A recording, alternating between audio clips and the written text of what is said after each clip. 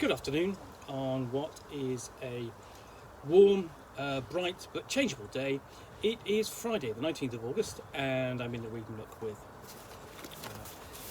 a stack of parcels to unbox and of course a nice cup of tea. And what I am going to unbox is from this, which has actually just been dropped off today by my friendly local gaming store, Waynesford. A bit of advertising there for you. And what's inside is that, which is the latest release for Mutant Crawl Classics, When Manimals Attack. So let's get it out of the plastic. It's the 12th scenario for Mutant Crawl Classics, and it's a level 2 adventure. It's by Tim Snyder. Let's have a look on the back. The rescue of a feral Manimal child leads to an amazing discovery. She hails from the fabled lands of Zoo itself. But when Manimal forces attack your village and retrieve the child, your Seeker team must locate the legendary city to rescue her. However, the savage, bestial madman who rules there has designs to convert all Terrans into his submissive subjects. Only by leading a Manimal revolution can the Seekers hope to stop him. So, okay, so there are a couple of... Mutant Crawl Classics presents a number of different classes, and two of them are non-human. So these are the Plantient, which is sentient plants, and the other one is the Manimal, which is the uplifted or mutated animal. And these kind of go back to Gamma World, with the certain sort of like factions in that setting. Certainly for Gamma World 2nd edition and onwards, you know, basically where you have the sort of like the animal separatists sort of led by a Bonaparte bear type figure.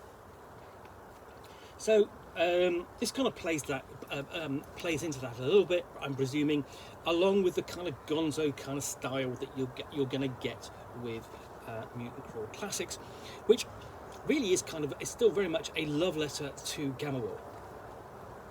So we open up and we essentially put the cover page,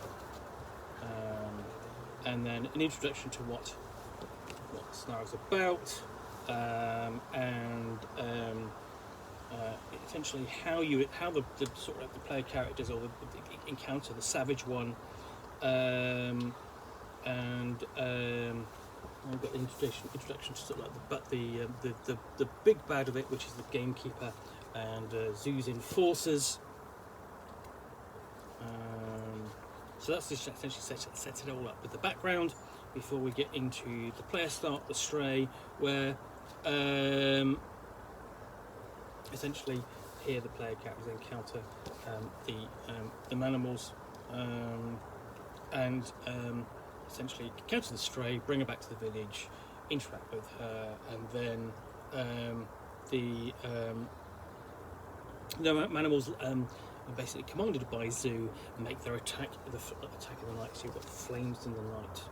They come and attempt to steal the stray back and set the Seekers village alight. Now the Seekers, I should point out, in the game are the player characters, and they are in the setting they are the characters who survived their initiation,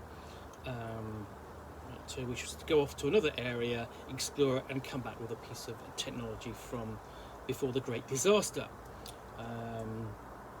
Because the default setting for Mutant Crawl Classics is Terra AD, Terra after disaster, and the technology is sort of like what's left over from whatever apocalyptic event which destroyed the world.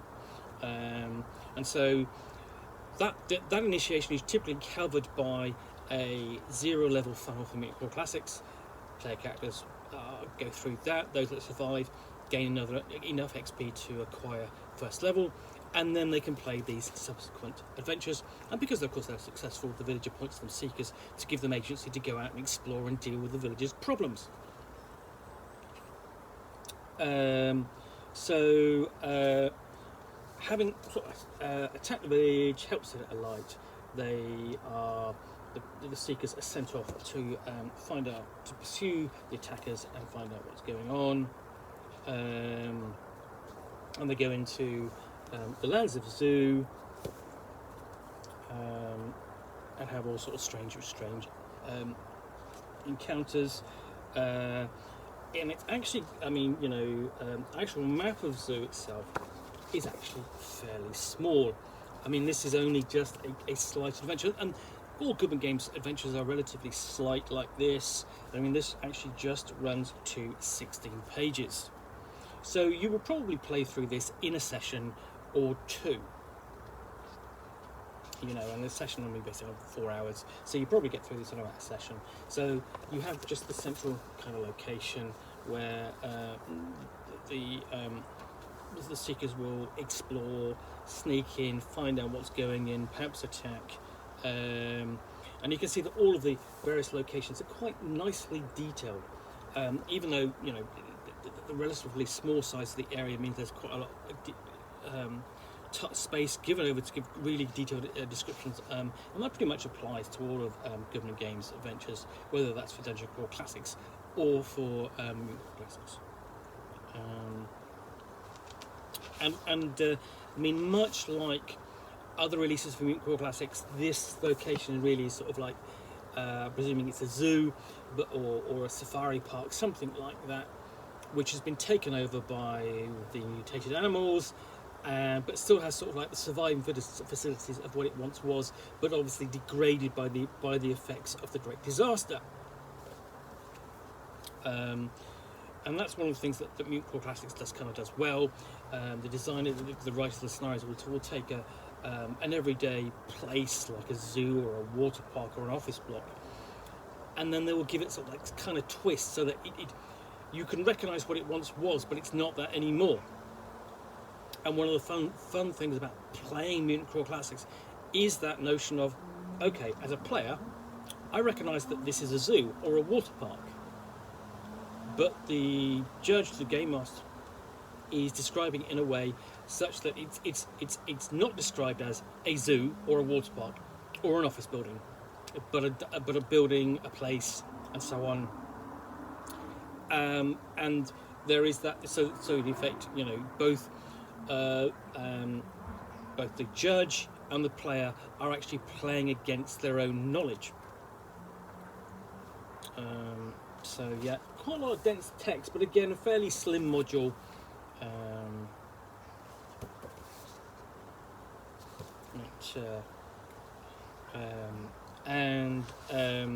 Ultimately, you sort of like, you'll encounter the big beast of the story, and it's interesting things. You know, here you are given the option here, sort of thing. You want to be a Manimal, and the transformation there is depicted as well. That's nicely done. And of course, on the back, you've got a pack of seekers who appear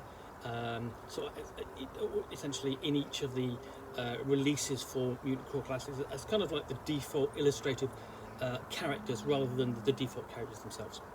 So yeah, that's when Manimals attack, a level 2 adventure for Mutant Crawl Classics from Goodman Games. Well, I hope you enjoyed this unboxing in the Nook. If you did, then please do click on the like button down below. And if you've got any comments or feedback, I appreciate you taking the time to post those.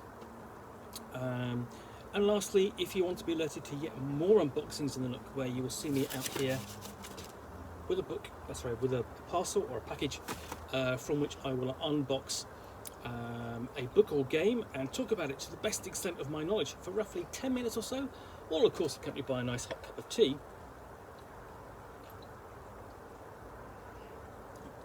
Then please do hit that subscribe button down below. Once again, thanks again for watching an unboxing in the Nook video. I'll be back again soon with another one. Bye for now.